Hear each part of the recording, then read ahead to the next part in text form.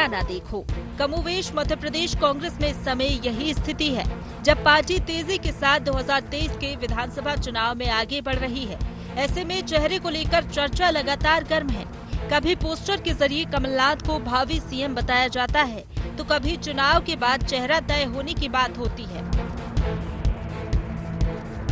दिल्ली में हुई कांग्रेस की बड़ी बैठक के बाद राहुल गांधी ने एक बार फिर चेहरे को लेकर बात साफ कर दी है कि चेहरा नहीं 150 सीट देखो। सीएम का चेहरा क्या कमलनाथ होंगे मध्य प्रदेश में?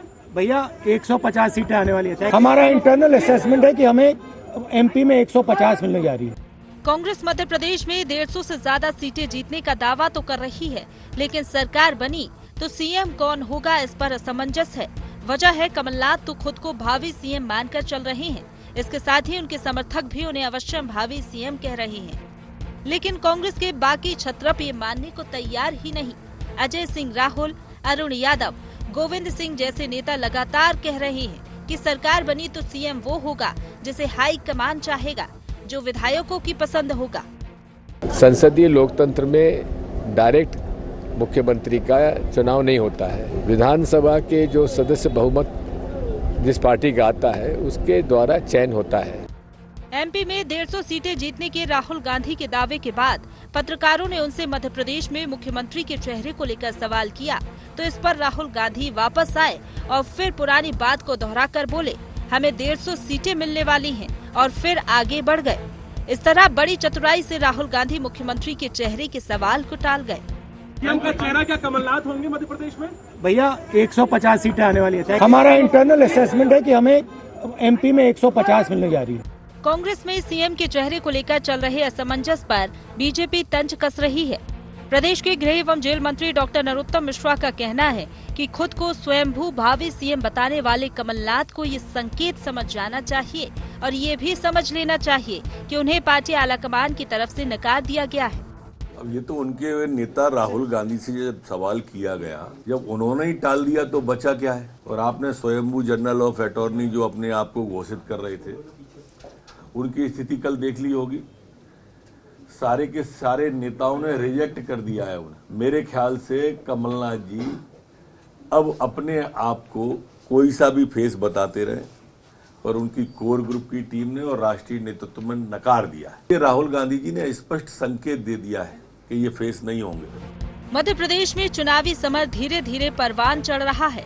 कांग्रेस में चेहरे की चिकल्लस भी चल रही है। इसका कारण है 2023 में चेहरे को लेकर पार्टी के दिग्गज नेताओं का अलग अलग मंतव्य। कुछ लोग पीसीसी चीफ कमलनाथ को एक बार फिर सीएम के रूप में देख रहे हैं, तो कुछ चुनाव के बाद चेहरा तय होने की बात कर रहे हैं। इसके पीछे दोनों के अपने अपने हित और स्वार्थ भी हैं। हालांकि पार्टी हाईकमान ने ये साफ कर दिया है कि पहले इतनी सीटें लाओ जिससे पूर्ण बहुमत की सरकार बने, चेहरे को तो बाद में देख लेंगे। लेकिन यहाँ बड़ा सवाल इस बात को लेकर है कि जब पूरा इलेक्शन का दारोमदार पीसीसी चीफ कमलनाथ उठाए हैं, फिर क्या वजह है कि पार्टी उन्हें चेहरे के रूप में प्रोजेक्ट नहीं कर रही। Bureau report, IND 24।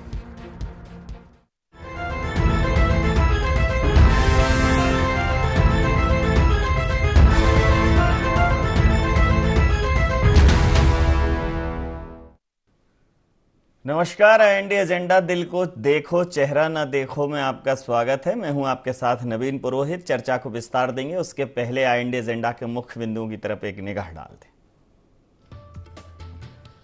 सीएम चेहरे को लेकर क्या है कांग्रेस का प्लान? कांग्रेस में चेहरे पर क्यों नहीं बन पा रही एक राय? क्या चेहरे को लेकर असमंजस में है कांग्रेस? क्या ये कांग्रेस की रणनीति का एक हिस्सा? नमस्कार, इन्हीं सवालों के साथ चर्चा में आप सबका पुनः स्वागत है। कर्नाटक की जीत के बाद कांग्रेस बहुत आह्लादित है, उल्लासित है, और राहुल गांधी जी का कॉन्फिडेंस जो है वो देखने लायक है। लेकिन इस कॉन्फिडेंस में कहीं ना कहीं मध्य प्रदेश में कंफ्यूजन हो रहा है। जब दिल्ली में एक सवाल हुआ कि मध्य प्रदेश में सीएम का चेहरा कौन होगा, तो राहुल गांधी ने जवाब दिया कि 150 सीटें आने वाली हैं, ये उनका इंटरनल असेसमेंट है। फिर से पूछा गया तो उन्होंने कहा, भैया 150 सीटें आने वाली हैं, ये उनका इंटरनल असेसमेंट है। कुल मिलाकर ये कहा गया है कि सीटों को देखो चेहरा ना देखो, चेहरे ने लाखों को लूटा। और कांग्रेस का सपना इसी चेहरे के चक्कर में टूटा है कि कभी सिंधिया जी का चेहरा चाहिए, कभी दिग्विजय सिंह जी के व्यक्ति का चेहरा चाहिए, कभी कमलनाथ जी का चेहरा चाहिए। तो उन्होंने कर्नाटक की जो रणनीति है, फेसलेस कांग्रेस अब पार्टी के चिन्ह पर चुनाव लड़ेगी। कुल मिलाकर स्थानीय कोई भी व्यक्ति चेहरे के तौर पर प्रोजेक्ट नहीं किया जाएगा, क्योंकि चेहरे को लेकर बाद में बहुत चकल्लस होती है। लेकिन मध्य प्रदेश में एक बहुत बड़ा धड़ा है जो कमलनाथ को मुख्यमंत्री के तौर पर स्वीकार कर चुका है। जय जय कमलनाथ, आ रहे हैं कमलनाथ। स्वयं कमलनाथ जी ने कई बार ये जिक्र किया है कि फला फला तारीख को वल्लभ भवन में वो आसंदी पर बैठे हुए नजर आएंगे। तो चेहरे की चकल्लस में कहीं कांग्रेस फिर से चिक चिक का शिकार ना हो जाए। और अगर यह आला कमान का निर्णय है, अगर यह केंद्रीय नेतृत्व का निर्णय है, तो बहुत जरूरी है कि जो कमलनाथ जी का धड़ा है वो अवश्यम भावी, संभावी, भावी, इस पर तो कम से कम एक तरह से लगाम लगाए। कुल मिलाकर कमलनाथ जी के चेहरे पर कांग्रेस का एक धड़ा लोकतांत्रिक प्रक्रियाओं का हवाला देकर बहुत शार्प तरीके से बचता हुआ नजर नहीं आ रहा है, उनके साथ खड़ा नजर नहीं आ रहा है।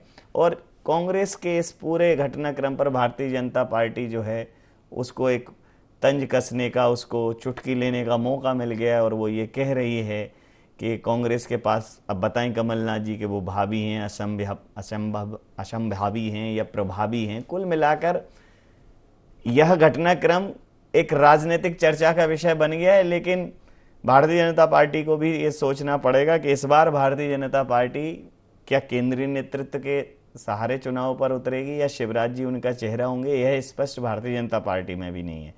तो दिल को देखना पड़ेगा कि इस बार पार्टियों का दिल जो है किसके लिए धड़कता है। इसी मुद्दे पर चर्चा करेंगे। ब्रज गोपाल लोहिया जी, मध्य प्रदेश भारतीय जनता पार्टी के वरिष्ठ नेता, हमारे साथ हैं।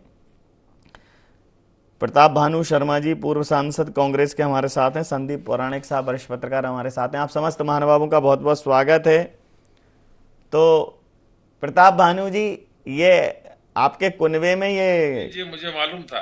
जी, आपके कुनबे में ये कमलनाथ जी प्रभावी होंगे, अवश्यम भावी होंगे, भावी होंगे या कौन होगा, ये चर्चाएं चलेंगी तो भारतीय जनता पार्टी को चुटकी लेने का मौका मिलेगा। मुझे लगता है कि जो ये पार्टी ने एक लाइन पकड़ी है कि हम लोग जीतेंगे, कांग्रेस की सरकार बनेगी। कांग्रेस की सरकार है तो हर कांग्रेस की सरकार है, हर कांग्रेसी व्यक्ति की सरकार है, पर्टिकुलर लाइन पकड़नी पड़ेगी। क्या कहेंगे?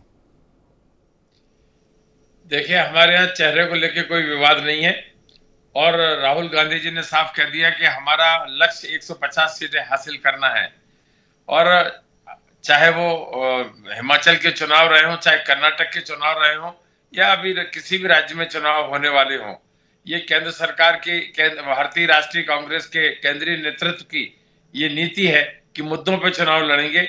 और नेतृत्व तो पहले ही तय है कि प्रदेश कांग्रेस कमेटी का नेतृत्व कमलनाथ जी के उसमें है, अध्यक्षता में, और उनके उसमें अध्यक्षता में ही कोर ग्रुप बना हुआ है, एक कोर टीम है जो नीति निर्धारण करती है, संचालन करती है और राजनीतिक मुद्दों पर फैसले करती है। ये प्रदेश कांग्रेस कमेटी बनी है तो ये इसमें कोई विवाद है नहीं, चेहरे में भी कोई विवाद नहीं है। मुख्यमंत्री जब बहुमत आएगा और हम 150 सीट की बात कर रहे हैं तो ये पार्टी के हाईकमान का नजरिया होता है कि वो ऑब्जर्वर भेजकर विधायकों की राय लेकर हाईकमान निश्चित करते हैं। और कभी इस तरह की बात हमारे पार्टी के अंदर से किसी गुट या किसी व्यक्ति विशेष की तरफ से नहीं आई। कमलनाथ जी के नेतृत्व पर कोई प्रश्न चिन्ह नहीं लगाया।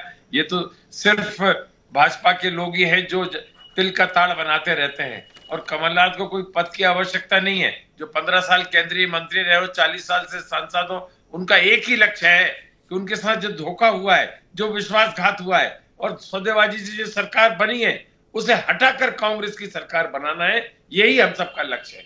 जी, ब्रज गोपाल जी, कांग्रेस का लक्ष्य जो है, कमलनाथ जी का लक्ष्य, वो कई बार कह भी चुके हैं कि ऐसा नहीं है कि उनका लक्ष्य मुख्यमंत्री बनना है, लेकिन उनका लक्ष्य मध्य प्रदेश में कांग्रेस की पुनर्स्थापना करना है। जो उन्होंने करके दिखाया था, जो 15 साल में नहीं हुआ, वो कमलनाथ जी ने मध्य प्रदेश के पटल पर आते ही 6 महीने बाद करके दिखा दिया। हालांकि वो लंबा नहीं उसको संभाल पाए, लेकिन अब चूंकि कमलनाथ जी के नेतृत्व में चुनाव लड़ा जाएगा, लेकिन वही मुख्यमंत्री होंगे नहीं होंगे इसको लेकर कांग्रेस में ही दो फाड़ है और एक राय नहीं आ रही है। तो आपके लिए तो बैठे बिठाए बिल्ली के भाग से छीका टूट रहा है, क्या कहेंगे?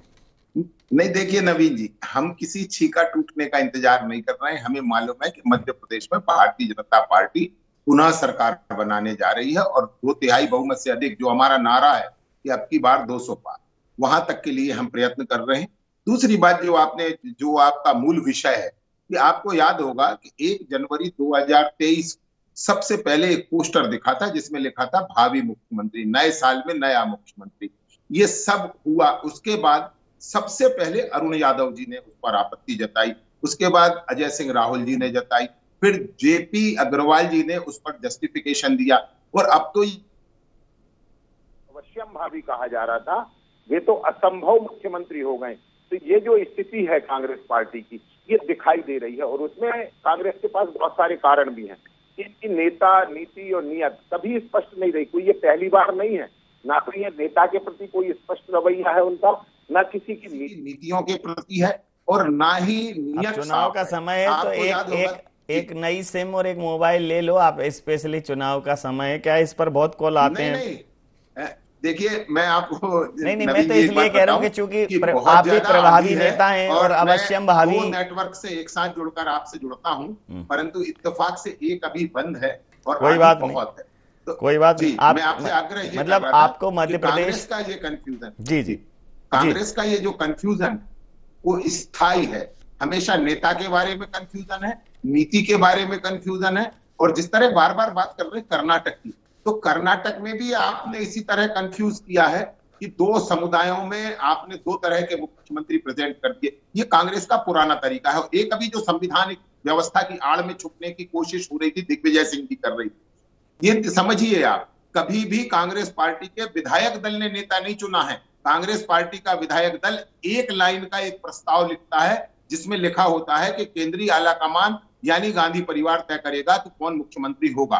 तो देखिए, जहां संवैधानिक व्यवस्थाओं का कोई पालन नहीं है, उनके अपने तरीके के नियम है, अपने तरीके का संविधान है, तो वहां ये बातें कहना ठीक नहीं। और एक और बहुत खास बात है, टिकट बांटना शुरू हो गया। मैं समझ नहीं पा रहा हूं कि उसमें कमलनाथ जी की क्या भूमिका है। आपको याद होगा कि पिछले महीने एक टिकट सज्जन सिंह वर्मा जी ने बांट दिया था, एक आज दिग्विजय सिंह जी उद्घाटन करे आए हैं कार्यालय का। तो कांग्रेस में तो ये प्रतिद्वंदिता शुरू हो चुकी है। जिस एकता को प्रदर्शित करने की कोशिश कर रहे थे वो तो धराशायी हो चुकी है।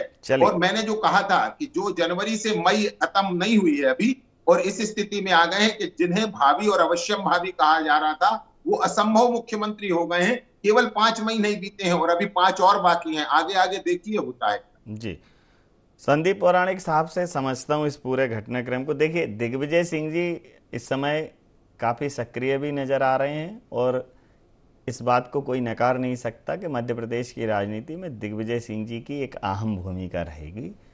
कुछ समय पहले तक जहां ऐसा लग रहा था कि सब कुछ कमलनाथ जी के कंट्रोल में, चुनाव आते आते और जो केंद्रीय नेतृत्व के जो बयान हैं वो यह स्पष्ट कर देते हैं कि ऐसा नहीं है कि सिर्फ कमलनाथ जी ही निर्णय लेंगे। अब इस प्रकार की एक आम सहमति बनाने की कोशिश की जा रही है कि कांग्रेस को पहले जीतने दें, लेकिन मुझे लगता है कि इस पूरे मामले में कांग्रेस के केंद्रीय नेतृत्व को कमलनाथ जी को भरोसे में लेना बेहद आवश्यक है, क्योंकि कमलनाथ जी ही वो व्यक्ति हैं जो भले ही भारतीय जनता पार्टी ये कहती रहे कि वो प्रवासी हैं, अप्रवासी हैं, उड़ जाएंगे, पंछी हैं, लेकिन पिछले 5 सालों से लगातार कांग्रेस को यहाँ जीवंत बनाए हुए हैं। उसके पहले कांग्रेस कितनी प्रासंगिक रही है आपने, हमने सबने देखा है। तो कांग्रेस के लिए चुनौतियां बढ़ेंगी अगर इस प्रकार की स्थितियां रहीं, तो बहुत ही बारीकी से और बहुत ही समझदारी से कांग्रेस के केंद्रीय नेतृत्व को निर्णय लेना पड़ेगा, अन्यथा प्रभावी, संभावी, अवश्यम भावी ये सब चीजें शून्य हो जाएंगी। देखिए नवीन जी, जैसा प्रताप भानु जी शर्मा जी ने कहा, बात ठीक है कि कांग्रेस में एक परंपरा है कि ऑब्जर्वर आप भेजते हैं, विधायक दल से वो बात करते हैं, फिर हाईकमान जो नेता चुना जाता है उसका फैसला करता है या राय लेता है विधायकों की। अब तक जो परंपरा चली आई है, फैसला अंतिम हाईकमान ही लेता है। जहां तक आपने कमलनाथ जी की बात कही, ये बात बिल्कुल ठीक है। कमलनाथ मध्य प्रदेश की राजनीति में कांग्रेस के सबसे गंभीर नेता हैं। उनका कोई ऐसा बयान नहीं आता जिस पर तूल खड़ा हो जाए या विपक्षी दल को कोई हमला करने का मौका मिल जाए। इतना ही नहीं, पार्टी के अंदर भी सवाल उठे, ऐसे अवसर कम आते हैं। लेकिन जहां तक आपने अवश्यम भावी मुख्यमंत्री की बात की है, तो कांग्रेस में कमलनाथ को चाहने वाले लोग, या हम यूं कहें कि अति उत्साह में लोग वो काम कर जाते हैं जो पार्टी के खिलाफ है, या यूं कहें पार्टी की परंपरा के खिलाफ है। वर्तमान में कुछ लोग ऐसे हैं कांग्रेस के अंदर जो ये प्रदर्शित करने की कोशिश कर रहे हैं कि वो कमलनाथ के लिए पूरा काम कर रहे हैं। उनकी नजर कांग्रेस पे नहीं है, वो कमलनाथ के लिए काम कर रहे हैं। ये प्रदर्शित करने की कांग्रेस के अंदर कोशिश हो रही है। उसी का नतीजा है कि इस तरह के पोस्टर आते हैं। आप ये देखिए कि उस पोस्टर के बाद चाहे अजय सिंह हो, अरुण यादव हो, दिग्विजय सिंह हो, सारे लोगों को स्थिति स्पष्ट करनी पड़ी। ये मजबूरी में कौन डालता है? कांग्रेस के ही लोग डालते हैं। ये समय ऐसा है नवीन जी कि कांग्रेस को फूंक फूंक कर पैर रखने होंगे। मेरी जो जानकारी है, कल जो बैठक हुई है, उस बैठक में सबसे महत्वपूर्ण बात एक हुई कि राहुल गांधी ने एक ही चीज कही है कि हमें चुनाव जीतना है और आपको बीजेपी के गुट तो दिख रहे हैं, लेकिन आपको कांग्रेस के अंदर के गुट नहीं दिख रहे हैं। उन्होंने बाकायदा 3-4 नेताओं के नाम लेकर भी कहा कि आपको अपनी गुटबाजी खत्म करनी होगी और चुनाव ठीक उस तरह से लड़ना होगा जैसा हमने कर्नाटक में लड़ा है। यही कारण है कि उनकी जो बाइट आई है, उनका जो बयान आया है, वो कर्नाटक से कोरिलेट करके दिया गया है और पार्टी की जो परंपरा है उसको स्पष्ट भी किया है उन्होंने। जी व्रजगोपाल जी, देखिए केंद्रीय नेतृत्व तो इस पर फोकस हो गया है कि कांग्रेस 150 लाएगी।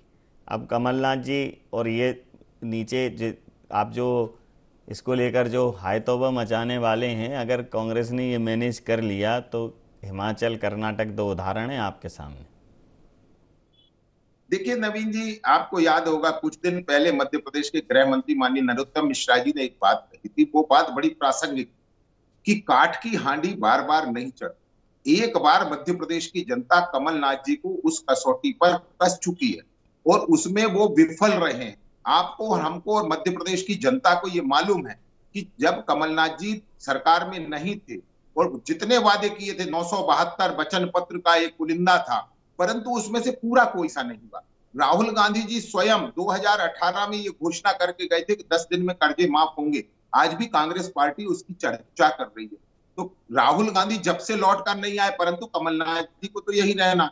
उनको जो वादा किया था युवाओं से कि 4000 रुपए महीने देंगे, अब वो युवा फिर झांसे में नहीं फंसने वाला। जो महिलाओं को फंसाने की कोशिश की थी कि स्वसहायता समूहों को 1 लाख तक के कर्जे माफ कर देंगे, परंतु कमलनाथ जी कर कुछ नहीं सके 15 महीने में। और ये जो कसौटी थी उसमें कमलनाथ जी विफल हुए और इसीलिए आज वो भारतीय जनता पार्टी और शिवराज जी की सरकार की नीतियों की कॉपी करने मात्र तक रुक गए हैं और वो नया कुछ सोच भी नहीं पा रहे हैं। कोई भी एक नयापन उनकी बातों में आपको नहीं दिखेगा, उनके बयानों में नहीं दिखेगा। 500 रुपए का 500 रुपए में गैस सिलेंडर देंगे, 100 रुपए में 100 यूनिट बिजली, 200 यूनिट में मतलब 100 पे बिल्कुल फ्री और 200 पे हाफ। ये क्या आपकी कॉपी है?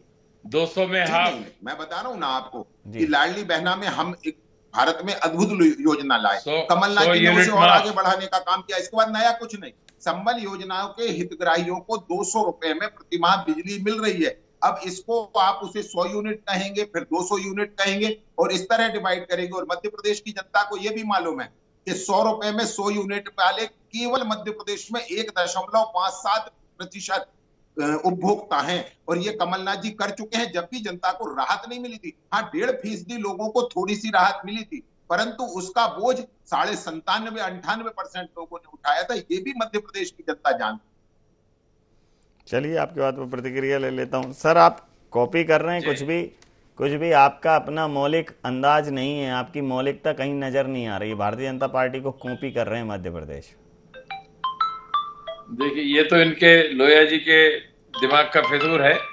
सही बात तो यह है कि इन्होंने ही ये जो लाडली बहना योजना है हिमाचल में घोषणा जो की थी 1000 रुपए प्रत्येक परिवार को, महिला को देंगे, उसकी कॉपी नकल करके उन्होंने कर दी।